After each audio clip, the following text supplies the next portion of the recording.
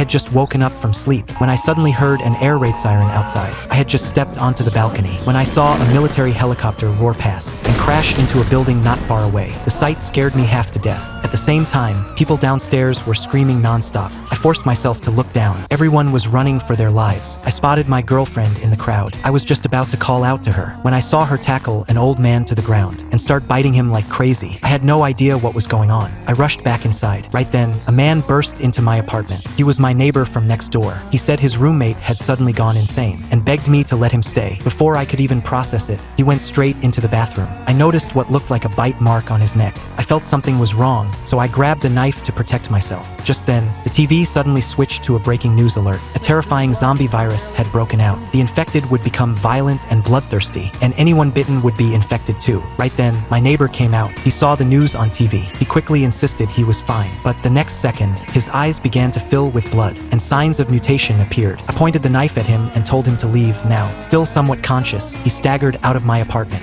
I had barely locked the door when a blood-curdling scream rang out outside. I looked through the peephole and saw my neighbor being torn apart by zombies. I collapsed to the floor in terror. Then I tried calling my parents to see if they were okay, but I couldn't reach them at all. I knew from now on I could only rely on myself. I dragged the fridge over to block the door to keep zombies from breaking in. I moved my bed into the living room so I could keep an eye on the door at all times. I covered all the windows with paper so the zombies outside wouldn't spot me. From then on, each passing day, I made a mark on the mirror to remind myself to stay alive. But that night, a strange noise suddenly came from the bathroom. I had a bad feeling, so I grabbed a baseball bat and went to check. Turned out a zombie had fallen through the air duct. Terrified, I quickly hid, but by then, the zombie had already wandered into the living room. I held my breath in fear,